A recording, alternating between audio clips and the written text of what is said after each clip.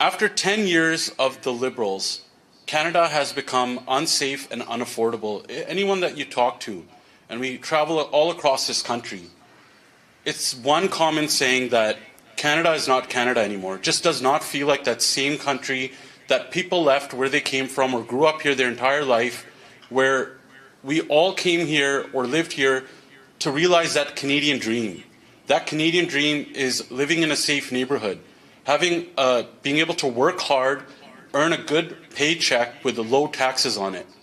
And with that same paycheck, you should be able to afford food and housing. But after 10 years of the Liberals, Canada has become so unaffordable and so unsafe that people are literally getting up and leaving. We hear it all across the country, where $200 used to get you a week's worth of groceries. You just have to go to the grocery store now and see what the impact of bad Liberal policies are. In fact, now there's more than 2 million Canadians who visit a food bank in a single month. That does not sound like the Canada that we all knew, or the Canadian dream. And when we talk about crime, it's one of the biggest issues, especially here in Surrey. In fact, extortions which have rocked the South Asian community and all the way across the country. In Surrey alone, extortions are up over 500%. Crime, violent crime is up 55%. Gun crime is up 130% because the Liberals' soft on crime policies, especially with passing Bill C5 and C75, which removed mandatory minimums and made bail easier, have made crime out of control across the country. Conservatives have proposed many times to change these laws, to reverse the bad Liberal policies.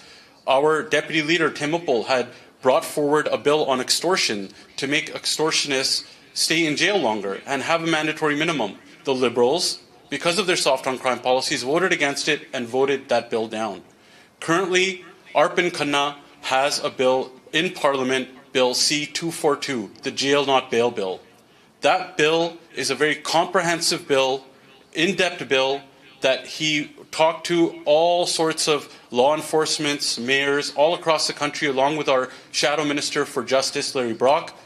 And they put this comprehensive bill together to reverse all those bad Liberal policies that would keep repeat violent offenders behind bars and make Canada safe again. And so Conservatives will keep pushing, and we will keep proposing these laws to make Canada safe. And with that, I want to introduce our Shadow Minister for Justice, Larry Brock.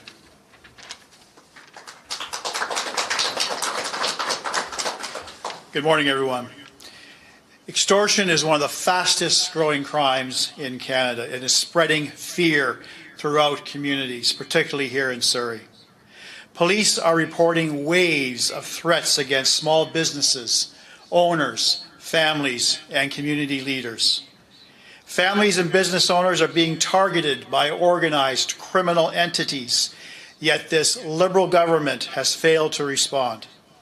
Despite introducing 3 separate justice bills, this carny Liberal government has not included one single meaningful measure to address extortion. There are no sentencing amendments, no bail provisions, no mandatory minimum penalties for extortion. Extortion is simply not treated as a priority by our Justice Minister Sean Fraser and our Prime Minister Mark Carney, even as it escalates rapidly across this country. And I just heard this morning, en route to this location, several shootings took place in Surrey. Dozens and dozens of shootings related directly to extortion in the last few days. The data is clear. Since the Liberals took office, extortion has surged by more than 330% nationwide. The number of people charged with extortion rose from 680 in 2015 to 1,258 in 2024.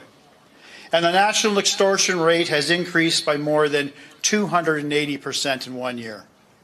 In British Columbia alone, extortion is up a whopping 582%. This crisis is the direct result of several failed Liberal policies. Bill C-75 introduced the principle of restraint, which introduced the catch and release phenomenon that we see happening across the countries, that forces judges and justices of the peace to release violent, repeat criminals at the earliest opportunity on the least restrictive conditions.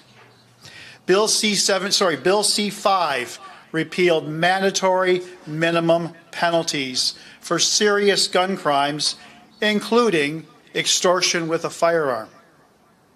These laws have created a revolving door justice system that benefits criminals and leaves communities vulnerable. Conservatives have put forward clear, concrete solutions, giving law enforcement the tools they finally need to dismantle a violent, transnational extortion network currently operating throughout Canada. Our Conservative plan also restores real consequences for extortionists, including mandatory jail time of at least 3 years for extortion, 4 years where a firearm is involved, and 5 years when linked to organized crime. Arson itself, related to extortion, would be treated as an aggravating factor in sentencing. These are all common sense measures to focus on denunciation, deterrence, accountability, and public safety. As you heard, more than a year ago, our Conservative Deputy Leader, Tim Uppal, introduced Bill C-381, the Protection Against Extortion Act, as a private member's bill. It directly addressed the rise in extortion and proposed very measures communities were asking for. Inexcusably, the Liberal government voted it down. At the same time, Liberals have delayed and continue to block Conservative efforts to strengthen criminal law, preventing Parliament from acting while extortion continues to rise. The pattern is abundantly clear. The Carney Liberal government have dismantled tough laws, weakened sentencing, opposed Conservative solutions, and failed to act as gangs and extortion networks expand with impunity.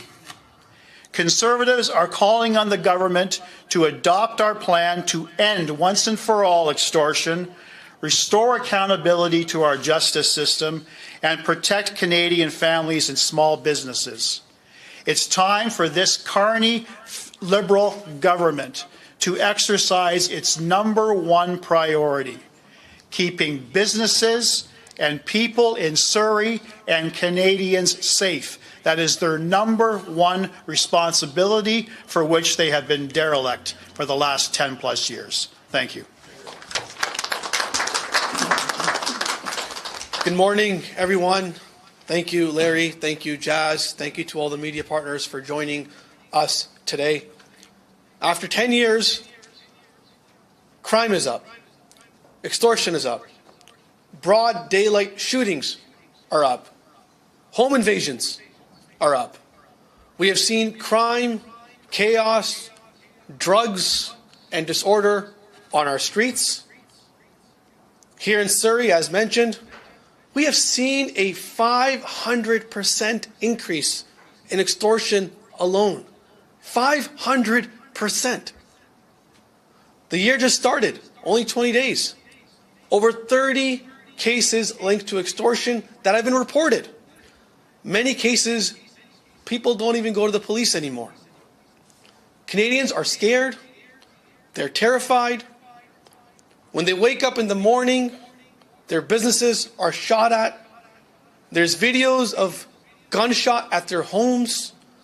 Supposed to be the safest place you could be, your home.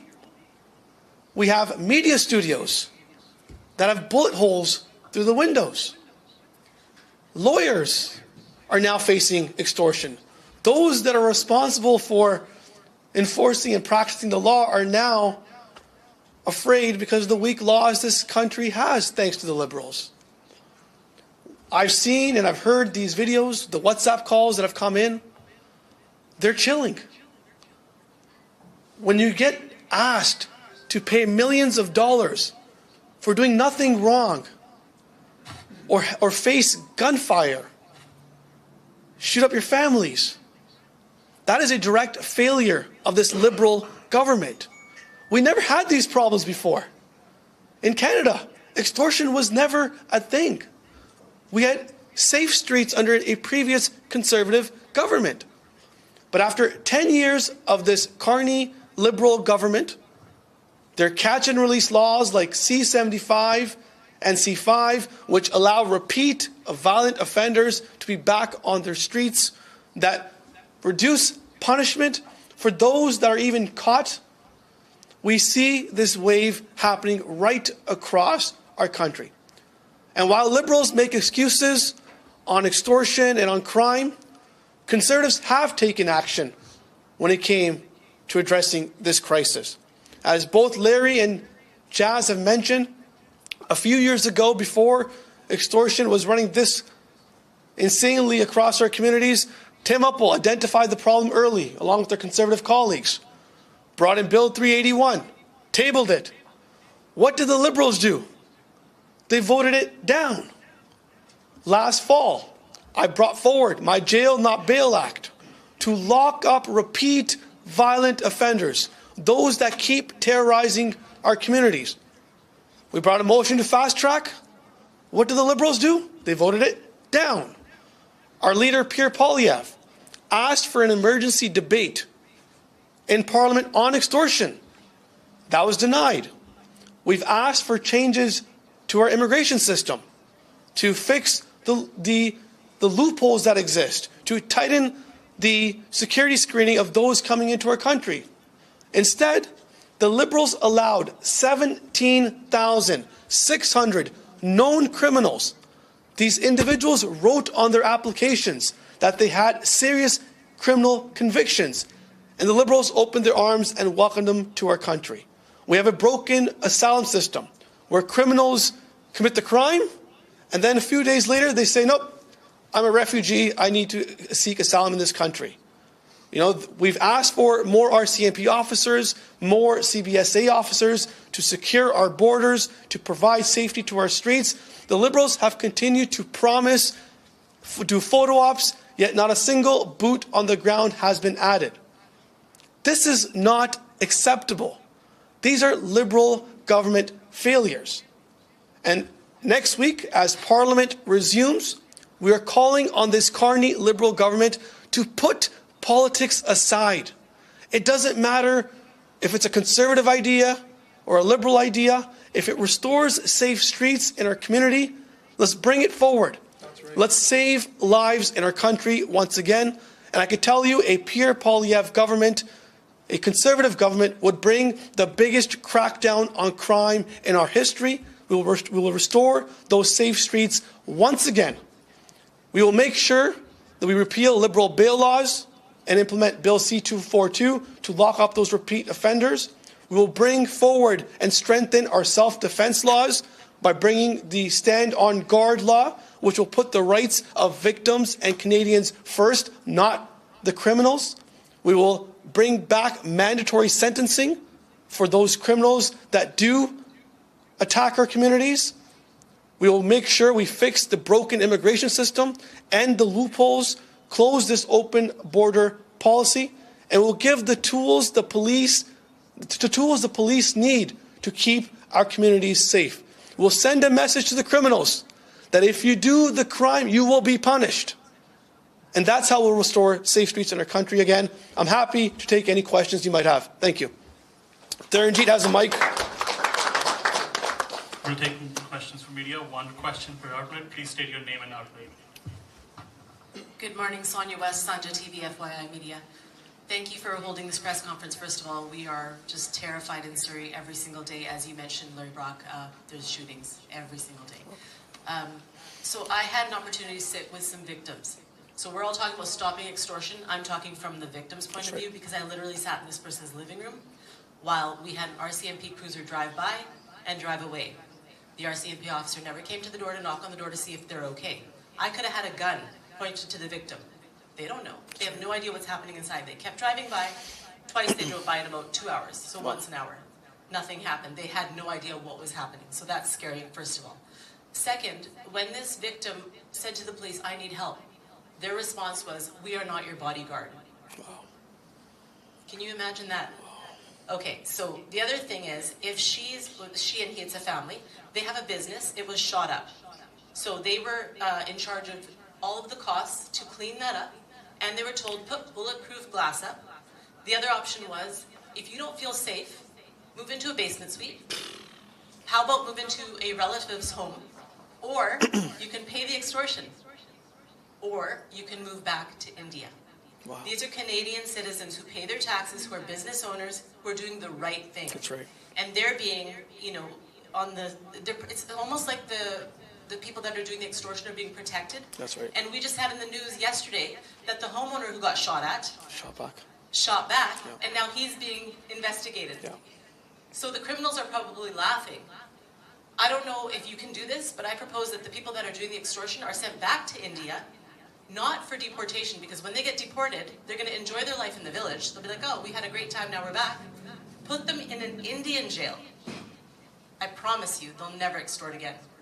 So my question to you is, what would you propose for people that have businesses? How could you help them to feel that they have some sort of financial safety? Because we're giving money to places like Ukraine, Afghanistan, Somalia. We're giving money to foreign people, but our people here have business.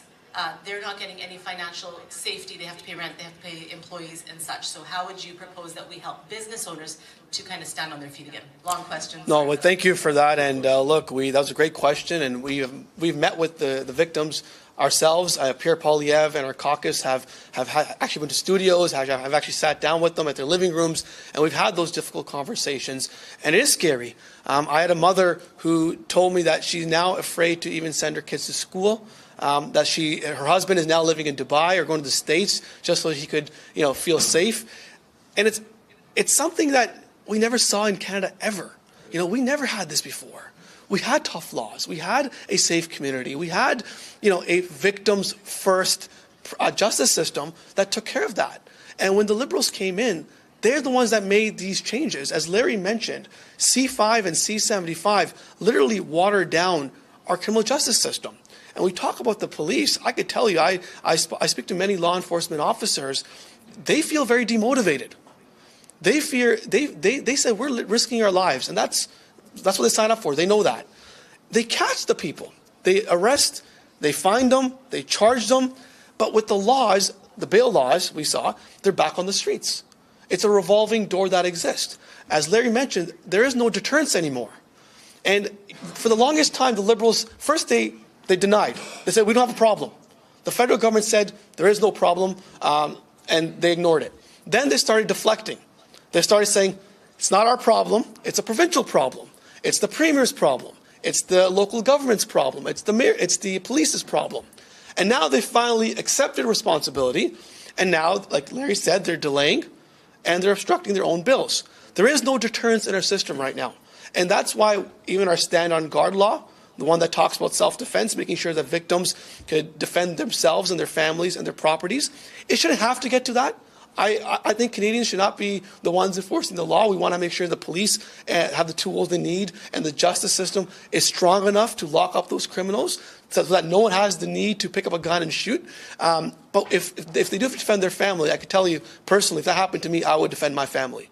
And I'd hope that the law would protect me instead of the criminals. So we're on the side of victims. We always will be, and we'll keep fighting back at every step of the way. Parliament starts next week. I call on all of you who are watching at home. Call your Liberal MPs. Message them. Surrey has all Liberal MPs. It's their responsibility to take action. Where have they been hiding? Talk about the issues. They're in power. They could pass legislation today and bring back safe streets to our country. Thank you. Great question. Hi, sir. My name is Manindra. I'm from Radio Swift. As you said, the media house has been shot.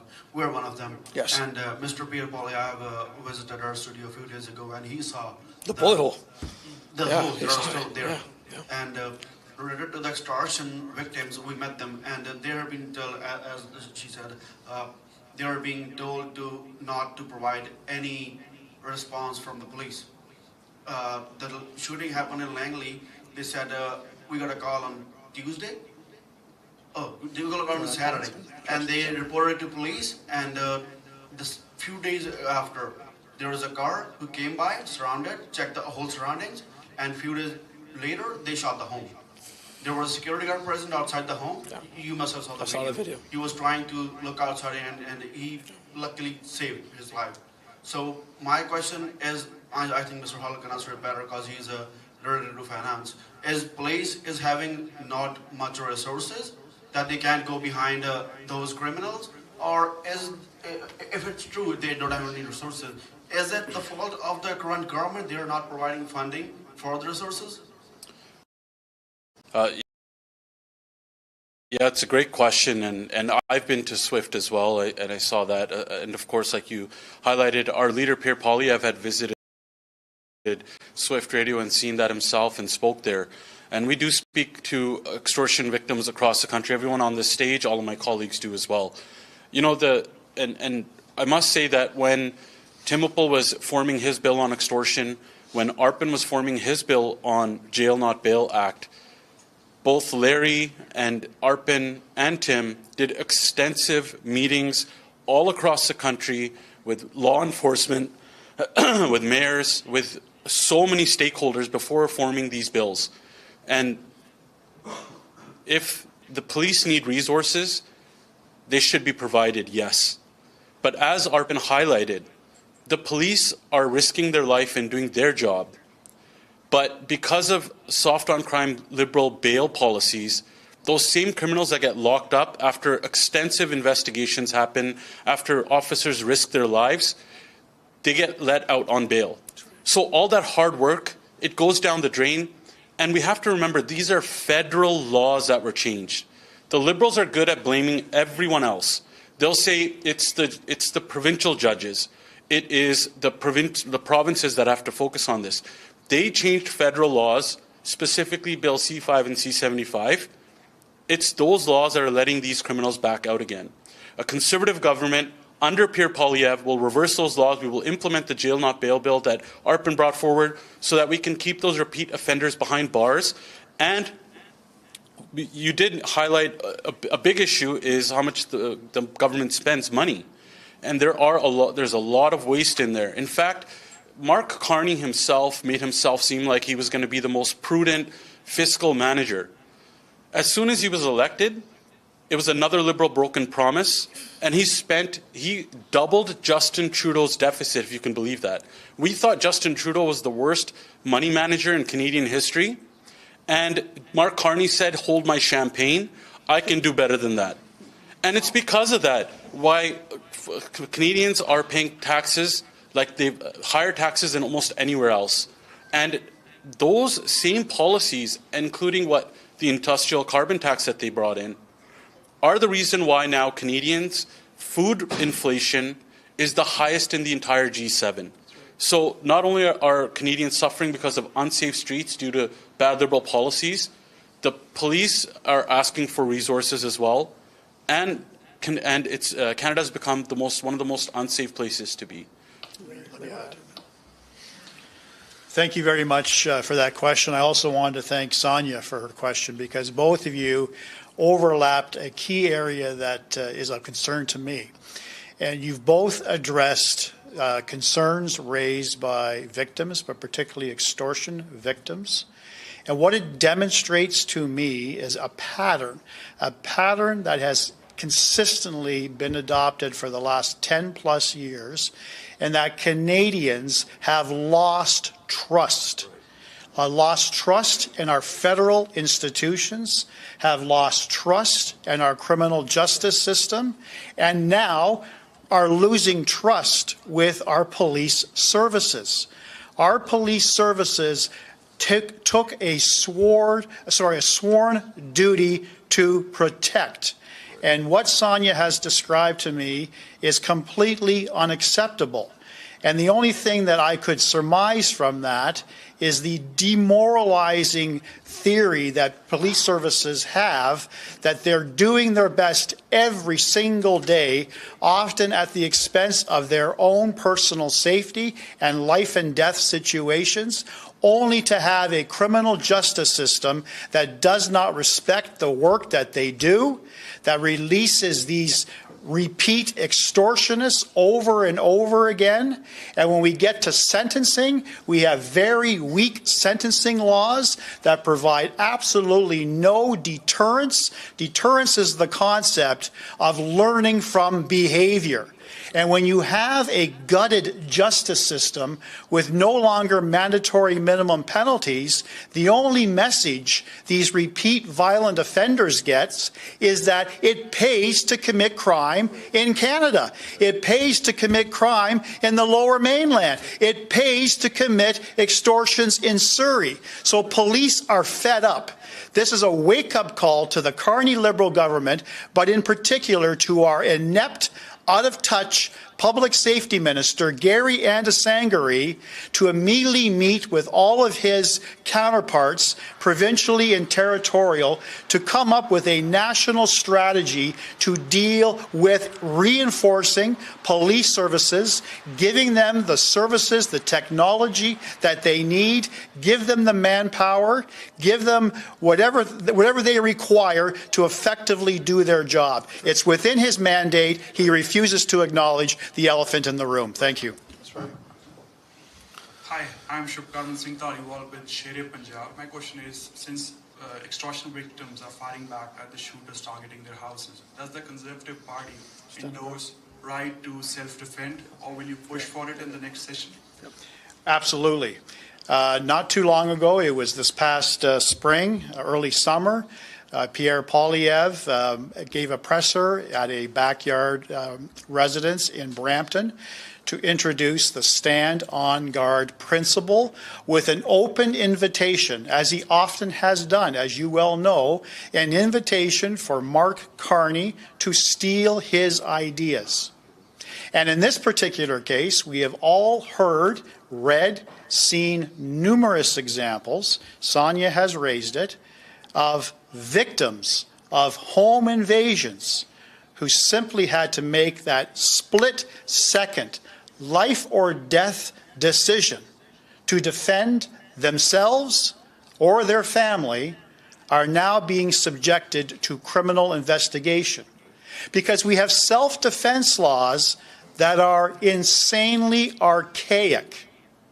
There is an 8-step test that a judge who sits in the comfort of his or her chair in a courtroom, often years removed, goes through a checklist to determine if those split-second decisions made by a homeowner who is staring at the face of a long firearm, making that decision to save himself or herself and their family, whether or not in all of those circumstances, their actions were reasonable.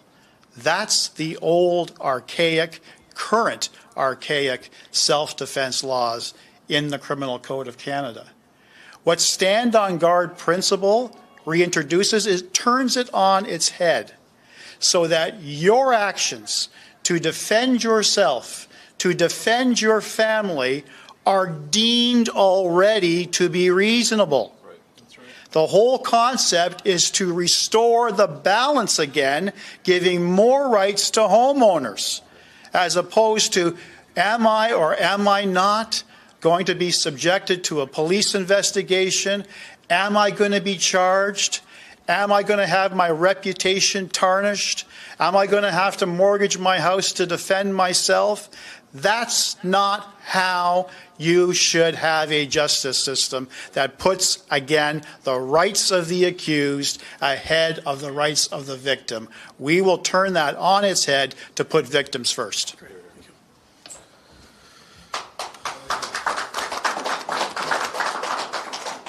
Jasraj जी अर्पण जी मेरा सवाल तुसी कोई भी address कर सकते हो सब तो पहला तो थैंक यू कि तुसी विक्टिम्स दी साइड ते खड़े हो ਇਹਦੇ ਨਾਲ ਸਾਨੂੰ ਇੱਕ ਹੌਸਲਾ ਤਾਂ ਹੁੰਦਾ ਹੈ ਸੋ ਮੈਂ ਗੱਲ ਕਰ ਰਿਹਾ ਸੀ ਸਾਡੀ ਸੋਸਾਇਟੀ 'ਚ ਨਾ ਲੰਬਾ ਸਮਾਂ ਸੋਸ਼ਲ ਐਕਟਿਵਿਸਟ ਰਹੇ ਹੈਗੇ ਨੇ ਇਸ ਵੇਲੇ 80 ਸਾਲ ਦੇ ਆਸ-ਪਾਸ ਉਮਰ ਉਹਨਾਂ ਦੀ ਸੋਚਾਂ ਦੀ ਬਗਰੀ ਉਹਨਾਂ ਨੇ ਮੈਨੂੰ ਦੱਸਿਆ ਕਿ ਇੱਕ ਟਾਈਮ ਐਸਾ ਸੀ ਕਿ ਜਦੋਂ ਰੇਸਿਸਟ ਜਿਹੜੇ ਨੇ ਉਹ ਘਰਾਂ ਦੇ ਉੱਪਰ ਹਮਲੇ ਕਰਦੇ ਸੀ ਸ਼ੀਸ਼ੇ ਤੋੜ ਦਿੰਦੇ ਸੀ ਪੱਥਰ ਸੁੱਟਦੇ ਸੀ ਤੇ ਜਦੋਂ ਪੁਲਿਸ ਕੋਲ ਜਾਂਦੇ ਸੀ ਤਾਂ ਪੁਲਿਸ ਕਹਿੰਦੀ ਸੀ ਅਸੀਂ ਤੁਹਾਡੇ ਬਾਡੀਗਾਰਡ ਨਹੀਂ ਆ ਤੇ ਫਿਰ ਉਹਨਾਂ ਨੇ ਉਹਦਾ ਸੋਲੂਸ਼ਨ ਲੱਭਿਆ ਸੈਲਫ ਡਿਫੈਂਸ ਕਮੇਟੀਆਂ ਬਣਾਈਆਂ ਔਰ ਲਾਠੀਆਂ ਡੰਡੇ ਲੈ ਕੇ ਉਹਨਾਂ ਨੇ ਪਹਿਰੇ ਦਿੱਤੇ ਤੇ ਉਹਨਾਂ ਨੂੰ ਫੜ ਕੇ ਜਿਹੜੇ ਰੇਸਿਸਟ ਸੀ ਉਹਨਾਂ ਨੂੰ ਕੁੱਟਿਆ ਦੈਨ ਪੁਲਿਸ ਜਿਹੜੀ ਹੈ ਉਹ ਆਪਣਾ ਕੰਮ ਉਹਨੇ ਕਰਨਾ ਸ਼ੁਰੂ ਕੀਤਾ ਹੁਣ ਉਹੋ ਹੀ ਹਾਲਾਤ ਜਿਹੜੇ ਨੇ ਦੁਬਾਰਾ ਪੈਦਾ ਹੋ ਗਏ ਨੇ ਔਰ ਉਸ ਤੋਂ ਵੀ ਕਿਤੇ ਵੱਧ ਖਤਰਨਾਕ ਹੋ ਗਏ ਔਰ ਜਿਹੜੀ ਸਭ ਤੋਂ ਭੈੜੀ ਗੱਲ ਹੈ ਕਿ ਪਾਲਿਸੀ ਮੇਕਿੰਗ ਦੇ ਵਿੱਚ ਇੱਕ ਲੈਵਲ ਦੇ ਉੱਪਰ ਇਹ ਗੱਲ ਬੈਠੀ ਹੈ ਮਾਈਂਡਸੈਟ ਵਿੱਚ ਕਿ ਇੱਕ ਖਾਸ ਕਮਿਊਨਿਟੀ ਦੀ ਪ੍ਰੋਬਲਮ ਹੈ ਇਸ ਕਰਕੇ ਵੀ ਇਹਨੂੰ ਉਸ ਤਰ੍ਹਾਂ ਨਾਲ ਐਡਰੈਸ ਨਹੀਂ ਕੀਤਾ ਜਾ ਰਿਹਾ ਜਿਵੇਂ ਕਿ ਇਹ ਹੋਣੀ ਚਾਹੀਦੀ ਹੈ ਸੁਰਜੀਤ ਪਾਤਰ ਦਾ ਸ਼ੇਰ ਦੀਆਂ 2 ਲਾਈਨਾਂ ਨੇ ਵੱਜੀ ਜੇ ਤੇਰੇ ਸੀਨੇ ਹਾਲੇ ਛੁਰੀ ਨਹੀਂ ਇਹ ਨਾ ਸਮਝੀ ਸ਼ਹਿਰ ਦੀ ਹਾਲਤ ਬੁਰੀ ਨਹੀਂ ਜੇ ਇਹਨੂੰ ਹੁਣ ਨੱਥ ਨਹੀਂ ਪਾਈ ਗਈ ਤਾਂ ਇਹ ਬਿਮਾਰੀ ਬਹੁਤ ਜ਼ਿਆਦਾ ਫੈਲੇਗੀ ਤੇ ਹੋ ਸਕਦਾ ਹੈ ਕਿ ਕਾਬੂ ਤੋਂ ਬਾਹਰ ਹੋਵੇ ਜੀ ਸੋ ਮੈਂ ਉਸ ਮਾਈਂਡਸੈਟ ਦੇ ਉੱਪਰ ਤੁਹਾਡੇ ਨਾਲ ਗੱਲ ਕਰਨੀ ਚਾਹੁੰਦਾ ਹਾਂ ਕਿ ਉਹ ਜਿਹੜਾ ਮਾਈਂਡਸੈਟ ਆ ਜਿਹੜਾ ਕਹਿੰਦਾ ਹੈ ਕਿ ਖਾਸ ਕਮਿਊਨਿਟੀ ਦੀ ਪ੍ਰੋਬਲਮ ਹੈ ਉਹਨੂੰ ਐਡਰੈਸ ਕਰਨ ਦੀ ਲੋੜ ਹੈ thank you Thank you for that question. The question is about how a community is being targeted and how people are saying it's a specific community's problem. And Baji, to your point, I can tell you from the Conservatives, we think this is a Canadian problem. As Conservatives, we strongly believe that South Asians are part of Canada's community, and we're all Canadians. My parents came to this country 40 years ago. It is our community. It is our country. And the law should apply to everyone equally. It doesn't matter if you're from a certain community. If you are being attacked and Canadian laws are being broken by criminals, the full extent of the law should be thrown at these criminals. The resources should be put in place to protect our Canadians. And you're right, Canadians are now being frustrated. As Larry mentioned, they're losing trust. Canadians are losing trust. They're saying, why are we working so hard if our car is going to be stolen? Why are we working so hard if my business is going to be shot at? And we call on this government every step of the way. We've talked about extortion in Parliament as Conservatives. Over 700 times we mentioned the word extortion because it is a Canadian issue. And so for us, it's mind-boggling that we have Liberal MPs, even if it was a community issue, who are from the community, who are not speaking up, who are not fighting back. Again, they denied, they deflected, and now they're delaying. It is their responsibility as Canadians to speak up. And I could tell you, and I could promise you this today in front of everyone, Pierre Poilievre, our Conservative team, standing here, and those that couldn't make it today, have made this a priority. And we will fight until this is defeated.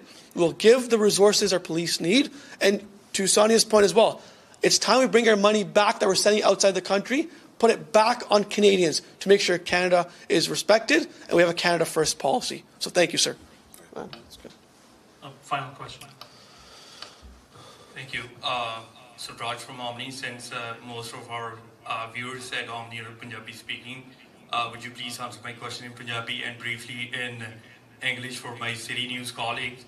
A Conservative colleague of yours says, I'm going to quote her, she says RCMP confirms the Indian government is terrorizing Canadians via gang networks in our own country.